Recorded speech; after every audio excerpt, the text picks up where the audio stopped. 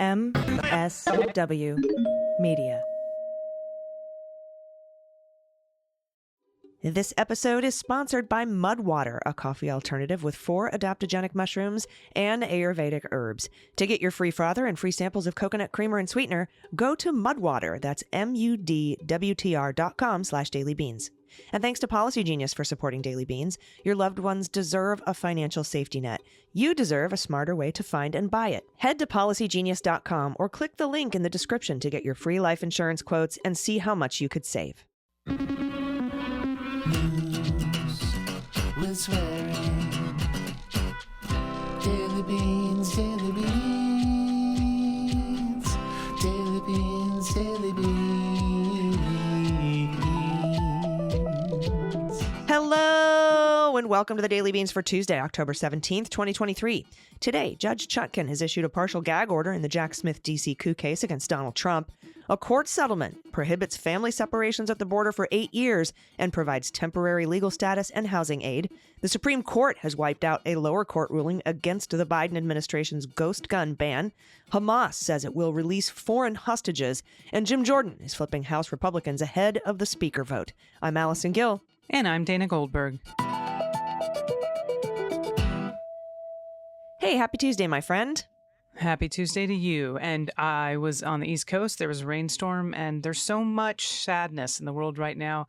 But it was just a little bit of rain, and I was like, you know what? I'm going to go look. And there was a beautiful double rainbow in New York City. So if you were in the city and you saw it this afternoon, I hope you got to enjoy that beauty as well and just take a breath.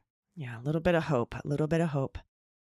Dana, this Friday, we're going to do a happy hour for the Daily Beans and for Cleanup on Aisle 45. Pete Strzok will be there. That's at 4 p.m. Pacific, 7 p.m. Eastern Time. That's for patrons of this show and patrons of Cleanup on Aisle 45. So we'll look forward to that. Also, the Speaker of the House vote is today. I got a bucket of popcorn sent to me from the good folks over at Simplecast and AdsWiz, so I'm very excited that I have my snacks. But Jim Jordan has been calling those 55 people who swore to God up and down that they would never vote for him and getting them to flip. So he may actually come up with 217 votes. I don't know. We'll see.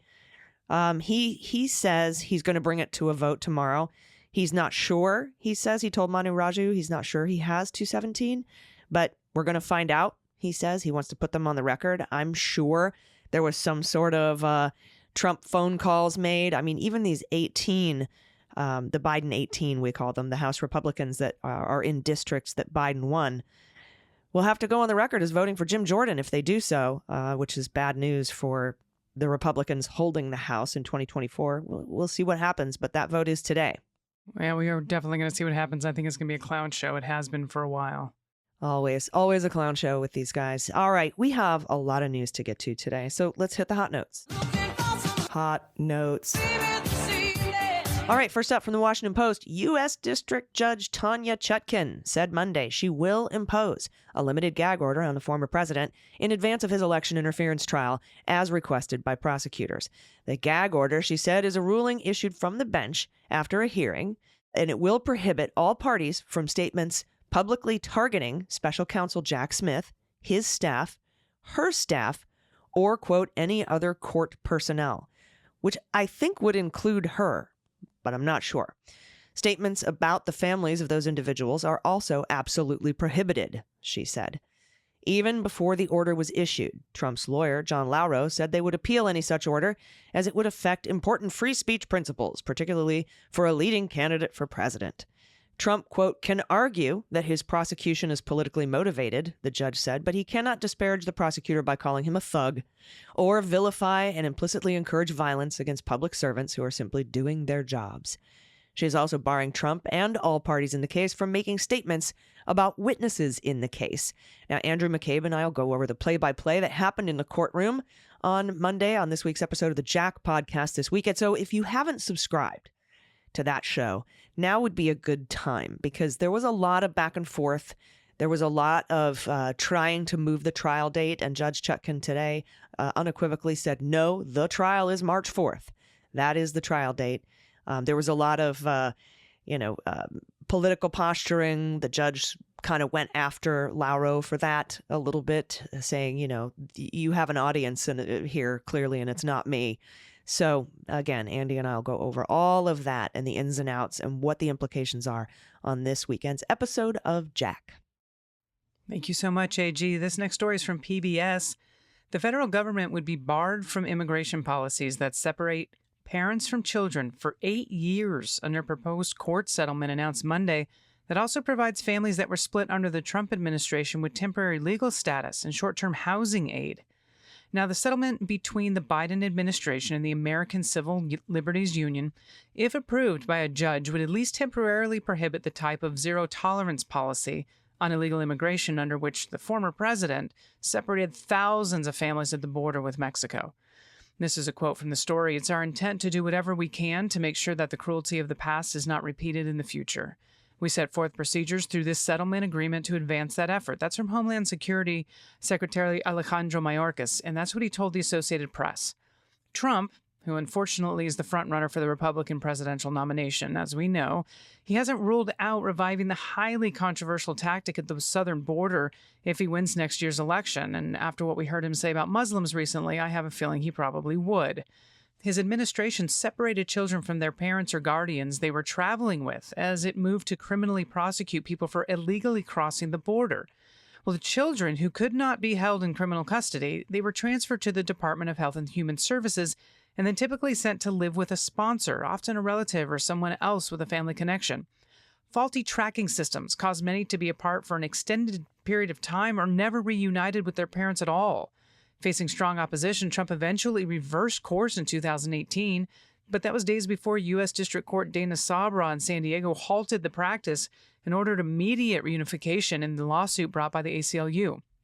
During a CNN town hall in May, Trump was non-committal on whether or not he would again separate families if he was elected. He said, "When you say to a family that if you come, we're going to break you up, they don't come." Whatever. That's what he said, and he pressed on that. Now, Legal Alert, lead counsel for the ACLU, said the ban on any future attempts to separate families as a deterrent to illegal immigration was crucial. And he said this settlement means that babies and toddlers will finally get to see their parents after years apart, and that these suffering families will have an opportunity to seek lawful status. And he closed with, "Nothing can make these families whole again, but this is at least a start." Well, under the settlement, it would still be possible to separate children from parents or guardians, but under limited scenarios, as it has been the case for many years now.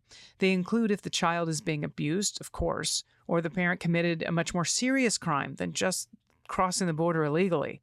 Well, President Joe Biden issued an executive order on his first day in office to reunite families. Now, according to figures released by the Department of Homeland Security in February, 3,881 children were separated from their families from 2017 to 2021. About 74% of those have been reunited with their families, 2,176 before a Biden administration task force was created, and 689 afterward. Hundreds of families sued the federal government, seeking both monetary damages and policy changes. And in 2021, the government was discussing a possible payment of hundreds of thousands of dollars to each parent and child separated under Trump's policies, but talks stalled on that point. But the proposed settlement provides key benefits, including authorization for parents of separated children to come to the U.S. under humanitarian parole for 3 years and work in the United States. The families receive housing aid for up to a year and medical and behavioral health benefits designed to address some of the trauma associated with those separations. Mayorkas described how he'd met with a woman who had been separated from her daughter and how after they had been reunited, her daughter still struggled with the experience. We need to help these families heal. And that is an obligation that we carry because of the pain that we inflicted upon them. That was from Mayorkas. Now, Attorney General Merrick Garland said practice of separating families was shameful and that the proposed settlement will provide those affected with crucial support to recover. Now, they'd also get access to legal services, which will be vital as they may file asylum applications to stay in the United States as a permanent basis. The settlement also waives the usual 1-year timeline limiting when someone can apply for asylum. And the parents can apply even if they were previously denied. A special team of supervisors are going to review those cases. Some of their benefits were already available to families under a Biden administration-created task force designed to reunite separated families. But Galern said the settlement goes beyond the task force's purview in key ways, such as the asylum assistance. Now, the settlement requires the government to keep detailed documentation when it separates children from parents so as to avoid the chaos that erupted during the Trump-era family separations where parents and children, they couldn't be quickly reunited. And now that the government and the ACLU have agreed on a settlement plan, the judge will hold a hearing to decide whether to accept that. Well, before that, people opposed to the settlement can actually still raise objections to the judge. So this is ongoing, and we're going to keep you up to date and see what happens. Yep, we're all over this story in San Diego because that's where this happened. Next up from The Guardian. Hamas has said that 250 people are being held hostage in Gaza and that they will be released, quote, when conditions are ripe. In a televised statement on late Monday, Abu Ubaidah, the spokesperson for Hamas's military wing, said the Izz ad-Din al-Qassam brigades had been holding 200 people captive since the Hamas raid on 7 October. He said about 50 others were being held by other resistance factions and in other places, and claims that at least 22 hostages had been killed in Israeli airstrikes on Gaza. Earlier on Monday, now keep in mind, I want to just be clear, that is what Abu Ubaidah said. That's the spokesperson for Hamas's military wing. Those are his words. Now, earlier on Monday, Dana, the Israeli military said Hamas was holding 199 hostages in Gaza and that all the families had been notified of their identities. The number has risen sharply in the past day. On Sunday, a figure of 126 was given that was later updated to 155. Quote, we're making valiant efforts to try to understand where the hostages are in Gaza, and we have such information. That's what an Israeli military spokesperson said. That's Daniel Hagari. We will not carry out an attack that would endanger our own people. The hostages are believed to be mostly civilians, ranging from babies to people in their 80s. Many have dual nationality. The UK has said 10 of its nationals are missing, although some of those are feared to be dead. There are thought to be about 20 U.S. citizens held hostage in Gaza. The presence of hostages in the Strip has complicated Israel's plans for a ground invasion of the narrow coastal territory that is home to 2.3 million people. Hamas has warned it will kill hostages in response to unannounced Israeli strikes on civilian targets. And on Friday, it was reported that Israeli troops had retrieved an unspecified number of bodies of hostages during a localized raid. The Hostages and Missing Families Forum is supporting relatives and friends, publicizing the plight of the hostages and demanding action. About 100 volunteers, including former diplomats, communications experts, and former soldiers, are pooling their expertise in the Hostages and Missing Families Forum. The Israeli public has rallied behind hostages before, but never on this scale. The family of Gilad Shalit, a young soldier held hostage in Gaza for 5 years, camped outside the prime minister's residence in Jerusalem. Among those believed to be held in Gaza are Vivian Silver, 74, a well-known peace activist, a co-founder of Women Wage Peace, and a former board member of the human rights organization, who lived in Ba'ari, which is a kibbutz near the Gaza frontier. Another is Oded Lifshitz, 83, a veteran journalist who worked for decades for peace and the recognition of Palestinian rights. He was taken with his wife, who was 85, from their home in the Nir Oz kibbutz. I hope I'm pronouncing these properly. My apologies if I am not. In Jerusalem, Cardinal Pier Battista Pizzaballa, Pope Francis's representative in the Holy Land, said he was willing to exchange himself for Israeli children taken hostage by Hamas. He says, quote, I am ready for an exchange, anything, if this can lead to freedom, to bring the children home. No problem. There is a total willingness on my part. That's what Pizzaballa said. He's the patriarch of Jerusalem. So it's obviously ongoing conflict, but that televised statement from Hamas that they are willing to release foreign hostages is the news that we can report today. Thank you, AG. This last one's from Adam Liptak at The Times. The Supreme Court reiterated on Monday what it had said just 2 months ago, that the Biden administration may continue to regulate what they call ghost guns. These are kits that can be bought online and assembled into untraceable homemade firearms while appeals are moving forward. So that's from the Supreme Court. Now, the court's brief order gave no reasons, which is typical when the justices act on emergency applications. Now, there's no noted dissents. But the order nonetheless amounted to an unusual rebuke of two lower courts that had appeared to defy the justices' earlier decision. After the Supreme Court's initial ruling, issued on August 8th, a federal judge in Texas and a U.S. Court of Appeals for the Fifth Circuit allowed two manufacturers who continued to sell the banned kits. Now, the courts reasoned that the justices had left open the possibility of tailored relief for individual businesses. And I quote, "We are unpersuaded by the government's insistence that the district court flouted the Supreme Court's August 8th order." This is a 3-judge panel of the Fifth Circuit. Sorry, this is a tongue twister. The Fifth Circuit wrote this month in an unsigned opinion refusing to pause a trial judge's order in favor of the manufacturers. Well, in an emergency application asking the Supreme Court to intervene, Solicitor General Elizabeth Proligar wrote, in unusual sharp language, by the way, that the lower courts had indeed flouted the justice's authority and, I quote, effectively countermanded this court's authoritative determination. She added that the court should not tolerate that affront, which I gotta love. Now, she went on to say the lower courts openly relied on arguments that this court had necessarily rejected. The lower court rulings, if allowed to stand, would have sweeping consequences, Ms. Proligar wrote. Under them, she said, anyone seeking to buy a gun without a background check, including felons, minors, other prohibited persons, they can readily procure and complete an untraceable firearm from respondents' websites. Now, the regulation was issued last year by the Bureau of Alcohol, Tobacco, Firearms, and Explosives. It broadened the Bureau's interpretation of the definition of a firearm in the Gun Control Act of 1968. The regulation did not ban the sale or possession of kits and components that can be assembled to make guns, but it did require manufacturers and sellers to obtain licenses, mark their products with serial numbers, and conduct background checks. All seems pretty fucking reasonable to me. Now, gun owners, advocacy groups, and companies that make or distribute the kits and components, they sued to challenge the regulations, saying that they were not authorized by the 1968 law. In July, Judge Reed O'Connor from the Federal District Court of the Northern District of Texas sided with challengers and struck down the regulation. It said a weapon parts kit is not a firearm, he wrote, adding, that which may become or may be converted to a functional receiver is not in itself a receiver. So I can sell you Jesus, the parts. Fuck. Yeah. I know. He added, even if it's true that such an interpretation creates loopholes that as a policy matter should be avoided, it's not the role of the judiciary to correct them. That is up to Congress. While a 3-judge panel of the U.S. Court of Appeals for the Fifth Circuit, New Orleans refused to pause key aspects of Judge O'Connor's ruling. But the Supreme Court granted a stay in August by a 5-4 vote with Justice John G. Roberts, Jr., I love that they, all of it, all that's his name, and Justice Amy Coney Barrett joining the court's 3 liberal members, which is a little surprising to me, but that was Justice Sonia Sotomayor, Elena Kagan, and of course Ketanji Brown Jackson to form the majority in this case. Well, that's interesting, and no public dissents on this one.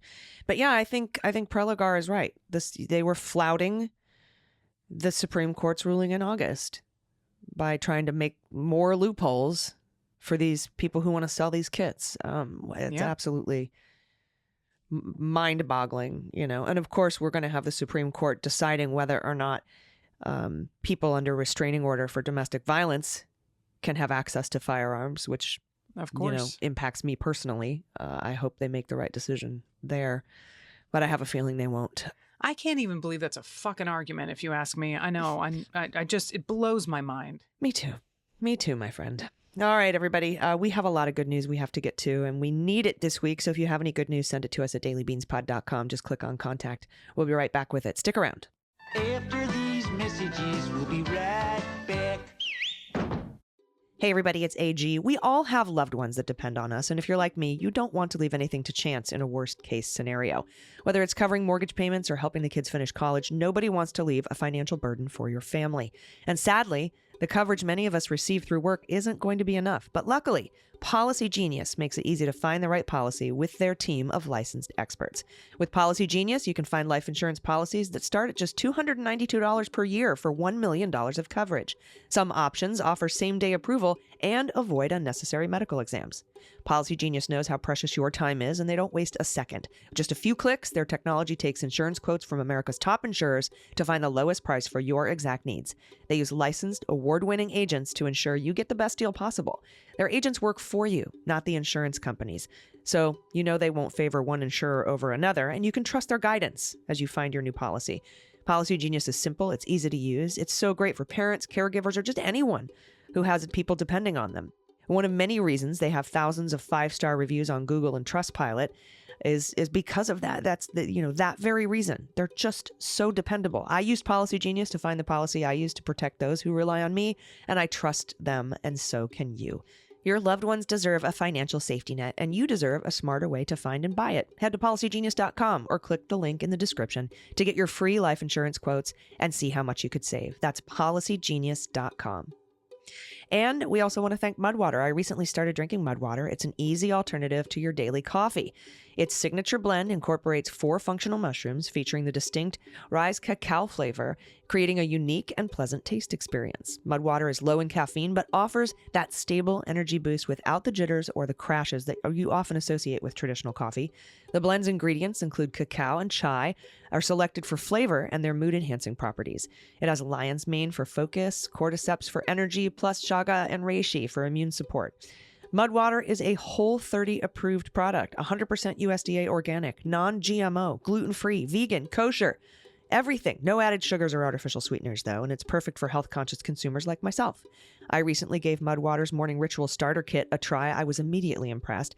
It comes with a USB rechargeable frother, which I love, and a guidebook, as well as the Reese Cacao Blend, a unique mixture that offers the flavorful combination of masala chai and cacao. With each drink, I noticed a boost in my energy and a focus without that typical jitters or the typical crashes that I get from coffee. And this kit is a great way to move away from coffee and towards something much better. To get your free frother and free samples of coconut creamer and sweetener, go to mudwater.com. That's mudwtr.com/dailybeans. That's free samples and a frother when you go to mudwtr.com/dailybeans. Everybody, welcome back. It's time for the good news. Who likes good news, everyone? Then good news, everyone.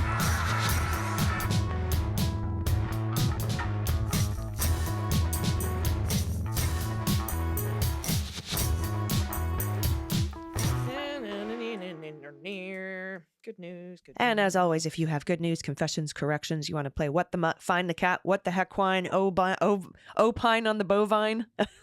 If you want to send us pictures of frog orgies or baby photos or your happy place, or give a shout out to yourself or a loved one or a small business in your area or your business. Or if you want to send us a whoopee story or a blankie story, stuffed animal stories, anything at all you want to send us, dissertation and thesis titles are always fun. Do so by going to dailybeanspod.com and click on contact. All right, first up, oh my gosh, from Michelle R., pronouns she and her. I just want to say I absolutely love the interview with Mr. Marcus Flowers. I'm so grateful for you both, AG and Dana, and when you have guests like Marcus on, it just gives me so much hope when the world seems so upside down. What an intelligent, kind public servant he is. How is he not the one representing Georgia's 14th district and MTG? It's baffling. I'm also going to slip a pic in of my 4-legged baby so that maybe she can make you smile the way she makes me. Sending love to the Pod Squad. Love it. Pod Squad. I do too. And look at this baby. This puppy is so cute. Little Muppet face with the adorable. Oh, Thank my you heart. so much. I know. Michelle, you're wonderful. Thank you. All right, this is from Cheryl, pronouns she and her. I want to congratulate my granddaughter and her transgender fiance. They're getting married this coming weekend. So happy for them. I don't have a pet to share today, so I'll leave you with a fall picture of Utah. And this is a gorgeous fall picture. Snow still on the mountains. Leaves are changing. Unbelievable. And Cheryl, congratulations. And thank you for being such just a proud grandmother. Yeah. You want to take the next one too? That one's kind of short. Absolutely. This is from Jared, pronouns he and him. As a humble brag, I married an amazing woman, my wife, Lauren. Shortly after February 2022 escalation of the Russian invasion of Ukraine, her acting class put on a fundraising show to raise money to send to Ukraine. She wrote a long poem for the night. Wanting to do more, she hired an editor and brought our person-in-law on board as an illustrator. And now, available for the world, is my wife's first book, a children's book. Yes, Nikolai's Journey by Lauren Bradley. Now, Nikolai and his family leave their home in, help me out, AG. Kharkiv, thank you. Kharkiv, yeah. Mm-hmm. Kharkiv, when the Russian invasion begins in February 2022. As the bombs drop on Nikolai's hometown of Kharkiv, he and his family flee to safety. And that is the little snippet from the book, if you will, the prologue. Not prologue. What do they call that in a book? It's a log line in a show. You got me. Oh, okay. We'll have to find that. It's a little synopsis. We're going to go just layman terms. That's a synopsis of what sounds like a really beautiful story. Yeah, and we'll have a link to that book in our show notes. Everybody go get a copy. Congratulations, Jared, and congratulations to your wife, Lauren. Next up from Bean, my apologies for writing a third time this week on such short notice. Do not apologize, Bean. Simple correction, just wanted to share my dog 89, a.k.a. Bark Obama, is very much still with us. Your lovely tribute sharing the origin of her name very kindly included a blessing to her memory, but she's a rambunctious 11-year-old patiently awaiting completion of her 2023 Halloween costume as I write this. Stay tuned to her Instagram for that and the other adventures of @dognamed89. I'm so sorry, Bean, that oh, this my photo. God, this is so funny. Oh, I'm very So glad to hear good. that, Bean. I'm very glad to hear that. Everybody follow dognamed89 on Instagram to keep a look out for that Halloween costume. And please send it to us when you do have it ready to go, Bean. So good. All right, this is from Licia. No pronouns given. Good morning, ladies. As I await my flight back home to San Diego, I'm listening to the laughs about the fly incident. I heard the buzzing live, and I honestly thought it was a sound effect, and then AG swallowed it. Oh my God. I may or may not have peed my pants laughing. I totally did. Now, Pot Pet Tax is my son's Whoopi. This is Georgie, and he's been loved since day one. My son is almost 18, and he still loves him. He lives in the closet, but will never be let go. You'll note the tag is completely bare. My boy would just fiddle with Georgie's tag to fall asleep. Aw, my baby. Love you, babes, and all you do to fight injustices being forced upon us. Hugs and kisses. Look at this Whoopi stuffy. I That's so love it. Sweet. I also love that he rubbed the tag just basically off. That's the softest. It's Self-soothing. the softest. Mm-hmm. Georgie. Adorable. I love those. Thank you so much for that. Next up from Mark, pronouns he and him. Hi, Beans Queens. I've thoroughly enjoyed listening to the titles of theses and dissertations. I don't have one of those, but I thought I'd share with you my law review article. Oh, well, okay, fancy pants.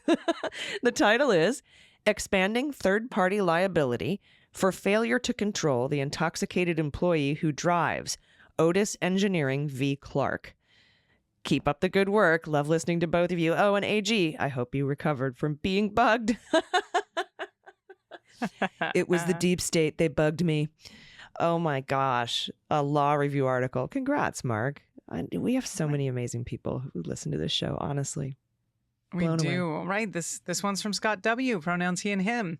Dear Beans Illuminators. I really love that. Since you asked, my thesis title was Temperature Effects on Pollen Germination and Fertilization of Two Tomato Species. Boom. This was in the late 80s, so pre-DNA revolution, and it involved the use of protein electrophoresis? Phoresis to determine which of the species of tomato pollen had actually fertilized the tomato seed under different temperature conditions.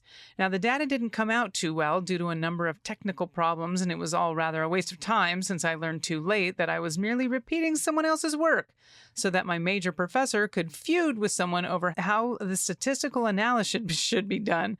Now, word to the wise, be sure to vet your professor before you start your thesis project. Oh my God. For tax, I've attached a picture that I took of these turtles playing leapfrog that I came across while walking my dog, since it reminded me of one of AG's stories. You guys are the best, and you helped me maintain my sanity since the kitchen table days. I don't even know how this works with turtles, man. I know. This reminds me of the birdcage. What are these boys doing in our bowls? Oh, they're playing leapfrog, I think. I've got Yeah. girls on my bowl. Don't you have girls you on don't your have any bowl? girls? You don't have any girls? What are you giving Imperin tablets for? It's aspirin with the A and the S scraped And off. SS scraped off. That is genius. You're afraid of my heat, my Guatemalanese. I don't I mean to cannot laugh, wear Miss Arma. shoes. You just look so funny in the wig. I cannot wear shoes. I will fall down. They make Oh, me what a wonderful fall down. movie. Now I want to go watch that again. All right, next up from Anne from yourbrainonpandas.com. I just saw a news story, which you may have already seen, but apparently female frogs will fake their own death to avoid having sex. Dude, same. Same. Anne, same. Yep. Maybe it's only sex with right-wing frogs. But in light of the whole frog orgy thing, I thought you should know. Keep up the good work. Y'all keep me sane in these tragic times. Note, a couple other listeners mentioned this. Here's a post on Instagram from The Guardian. There's a link in the show notes. When it comes to avoiding unwanted male attention, researchers have found some frogs take drastic action. They appear to feign death. Researchers say the findings shed new light on the European common frog, suggesting females don't simply put up with the male scramble for mates, a situation in which several males can end up clinging to a female, sometimes fatally. Thank you for that, Anne. Yeah, I did notice that story, so that was awesome. God. That is awesome. All right, this is from Louise, pronoun she and her. Greetings, priestesses of the Leguminati. They requested dissertation topics. My dissertation, unlike many sent in, is simple and I think easy to understand. Most computer vision object recognition systems require models of objects to be stored in their system to be able to recognize the object. My dissertation, entitled, and I quote, Generic Recognition Using Form and Function, describes a novel computer vision system I implemented that recognizes objects by identifying functional structure. For example, my system evaluates an observed object structure it has never encountered before to see if it can provide a sittable surface and provide stable support. Ta-da! It can function as a chair. Now, my system provides generic recognition using form and function, aka GRUFF, G-R-U-F-F. Bottom line, I got a PhD for recognizing chairs. Louise, this is what Aristotle called the perfect form. Look at that. I love it. Yeah, now for pet tax, I include a picture of a rescue we scooped up in the middle of the road by covering him with a blanket. We took him home, wrapped up in the blanket. We had no idea he would react when we removed the blanket. He came out wagging his tail and giving kisses as if to say, thank you for saving me. He then proceeded to hump everything around him. We are Naturally. as one does. Now, the huge Big Bang Theory fans and thought of the character that went after every female he could, Howard. Now, we therefore named our little guy Howard. Howard turned out to be about 6 months old. We could not keep him, but after about 6 weeks, we were able to find a forever home for him. Look Oh, at Howard. look at the picture on the right, the one in the middle where he's just With the like nose? snuggled into. Yes. What a sweet baby. Thank you for finding a home for Howard and rescuing him, Louise. And I love that dissertation topic. You got your PhD for being able to recognize chairs. Well, getting computers to recognize chairs by having a sittable surface and stable support. I love it. That is wonderful. And before we go, I have one more good news, but I'm sort of adding it without your permission. And honestly, without this person's permission, so I'm going to make it anonymous. But I got an email today from one of our listeners, and I think you deserve to hear it, because especially in times like this. This person says, I just found you and Allison on the Daily Beans. I wanted to send you some love from a mom who adores you. You two are keeping me sane in these horrific times. I take the information you educate us on, and I spread the word to my sadly politically uninvolved friends and family. Keep up the great work. Go team. And so to our new listener, and this came, I said, as an email on my from my website, and I'll respond to it personally. Just to say thank you, but I wanted you to hear it, and I want the listeners to hear it. So welcome to the family, Anonymous, and I'm glad you're here. Me too. Welcome to the Leguminati. Thank you, thank you, thank you, thank you. Everybody, if you want to join us, if you're a patron on the happy hour this Friday, again, it's at Friday, 4 p.m. Pacific, 7 p.m. Eastern. Pete Struck will be there, and we'll be answering your questions. It's a combined dual happy hour with cleanup on aisle 45 patrons and Daily Beans and Jack patrons too. So I hope to see you there. And do you have any final thoughts before we get out of here for the day, Dana? No final thoughts for today. Everyone, please just keep taking care of yourselves. Yes, take care of yourselves, take care of each other, take care of the planet, take care of your mental health, take care of your family. Vote blue over Q. Take everyone you know with you. I've been AG. And I've been DG. And them's the beans. The Daily Beans is written and executive produced by Allison Gill, with additional research and reporting by Dana Goldberg. Sound design and editing is by Desiree McFarlane, with art and web design by Joelle Reeder with Moxie Design Studios. Music for The Daily Beans is written and performed by They Might Be Giants, and the show is a proud member of the MSW Media Network, a collection of creator-owned podcasts dedicated to news, politics, and justice. For more information, please visit mswmedia.com. MSW Media.